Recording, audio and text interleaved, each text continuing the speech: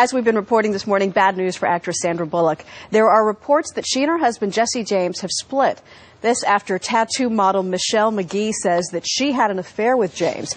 Here to talk about all of that are Jumana Kidd. She is the ex-wife of NBA player Jason Kidd, relationship expert Heidi Banks, and Noah Levy, who is senior editor of In Touch Weekly, which broke the story. Good morning to all three of you. Good morning. Good morning. Let's start with you, Noah. It's such a shock we were talking about earlier because it was almost 2 weeks ago that we saw her so seemingly happy and thanking her husband at the Oscars. How did you break this story? Well, you know what, this story is a result of a lot of hard work, due diligence, and a lot of research. But, you know, it's an unfortunate result of Hollywood marriages. They just don't seem to work out.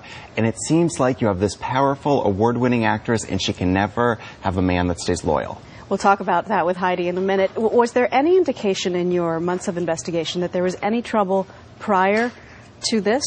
You know what? Definitely. There was. You know, Sandra was filming in Atlanta. She was filming The Blind Side. Jesse was leading Michelle to believe that they were actually separated, and she lived in Atlanta. So it seems like there was definitely some dishonesty, I think it would be appropriate to say. Other than that, you know, Sandra seemed to be very much the doting partner, thanking Jesse publicly and really being loyal to him, his daughter from another relationship, and trying to make this relationship work. So it would seem that she really was blindsided by this. Sandra seemed to have it all. All right, Heidi, we're talking about two known actors who have been in the spotlight and have a lot going on in their lives. Is this surprising? Is this inevitable? Why does this happen so frequently? I would never say inevitable. Good. I think there's enough Hollywood marriages that have worked. We just seem to focus on the ones that don't. But let's look at the speech she made. The first thing she said to him was, I want to thank you for being the first one I could trust to hold my back. Immediately, trust issues. She's got something going on in that area. So I'm not surprised that this has shown up. We saw this with Tiger Woods and Elon, and we've been talking a lot about them. Can this be fixed? Is this beyond repair? Every relationship is fixable. Every relationship can survive. The thing to look at here is he's the bad boy. Right. There's been, you know, there's a lot of indication here. She was amazing this year helping in that custody battle. A lot of stress on a relationship when you're in a custody battle, even if it's not your child. And she did say, I feel like a mother to this child. But, you know, wrestling with the ex-wife who was a porn star, a lot of questions in that area, a lot of questions about Jesse and his own self-esteem, because she had a big year. And when the man has a big year and the woman has an okay year, it usually works.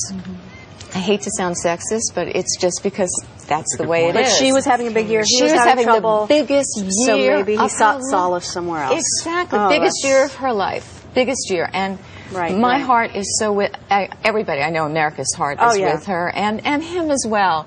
Hopefully they can work this out because they did seem like such a wonderful couple. I know. Jumana, you and your husband seemed like a wonderful couple as well. You had this relationship in the spotlight that didn't turn out to be everything that people thought it was. What must Sandra Bullock be going through right now? You know, I think she seems like such a strong, amazing woman. Yeah. So I know that, you know, intentionally, no matter how much you want to say, you don't care what people say and who cares. You do. You're a bit embarrassed and ashamed because it was built up to be something that was so perfect, and I think she should have nothing to be ashamed of because she poured her heart out there. And when she did say that, you know, she had her best year because she finally found someone who had her back, she spoke her truth at that point, and I think that just makes us love her even more.